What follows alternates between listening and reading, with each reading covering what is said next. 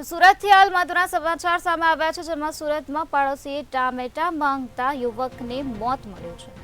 લસકાણા વિસ્તારમાં હત્યાની સનસનાટીભરી ઘટના સામે આવી છે, જેમાં ટામેટા માંગતા બે પાડોશીઓ વચ્ચે ઝઘડો થઈ ગયો હતો. પાડોશીએ જ પાડોશીને ચાકુના ઘા મારતા મૃત્યુ થયું છે. સરથાણા પોલીસે હત્યાનો ગુનો નોંધીને વધુ તપાસ હાથ ધરી છે.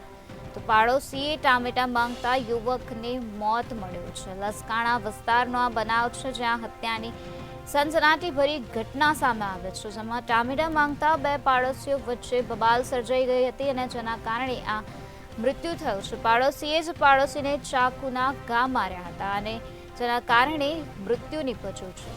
યુવકનું મૃત્યુ થયું છે. સરથાણા પોલીસને આ બનાવ અંગે જાણ કરવામાં આવી હતી, ત્યારે સરથાણા પોલીસ ઘટના સ્થળે પહોંચી હતી અને કાર્યવાહી હાથ ધરી હતી. ત્યારે સરથાણા પોલીસે હાલ હત્યાનો ગુનો નોંધીને વધુ કાર્યવાહી હાથ ધરી છે. તો સુરતના લસકાણા વિસ્તારનો આ બનાવ છે, જ્યાં પાડોશીએ ટામેટા માંગતા યુવકને મોત મળ્યું છે.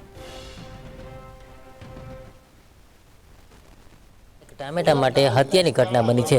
જે પ્રકારે જોઈ શકાય છે કે પાડોશીમાં એક ટમેટું માંગવા ગયો હતો અને પાડોશીએ જ તેમને ચપ્પુના ઘા ઝીકી દીધા હતા. જે પ્રકારે જોઈ શકાય છે ટીવી સ્ક્રીન પર, આ આરોપી જે ઊભો છે તેમનું નામ છે કાળગુરુ. આ કાળગુરુ જે છે તેમની જ બાજુમાં રહેતા વિદ્યાધરા આમની પાસે એક ટમેટું માંગવા માટે આવ્યો હતો. ટમેટું આપવા બાબતે આ વ્યક્તિ જે છે તેણે દરવાજો ખોલ્યો ન હતો. જોકે મહેમાન આવ્યા હતા અને ઘરમાં ટમેટું ન હોવાથી વિદ્યાધરા એમની પાસે ટમેટું માંગવા ગયો હતો, પરંતુ દરવાજો ના ખોલતાની સાથે જ વહેલી સવારે બંને વચ્ચે સામાન્ય બોલાચાલી થઈ હતી. આ સામાન્ય બોલાચાલીમાં આ કાળગુરુએ તેમના જ પાસે રહેલું એક ચપ્પુ જે છે તે વિદ્યાધરાને મારી દીધું હતું.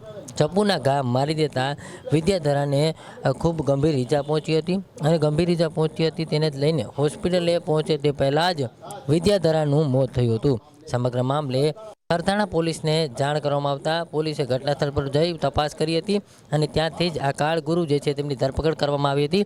મહત્વનું કહી શકાય કે એક પ્રકારે જે પ્રકારે માત્ર એક ટામેટાને લઈને જ આ યુવક જે છે તે હત્યારો બન્યો હતો અને એક ટામેટાને લઈને જ યુવાનની હત્યા થઈ છે. સ્પષ્ટ કહી શકાય કે સુરત શહેરમાં લસકાણામાં આ પ્રકારની ઘટના સામે આવી છે.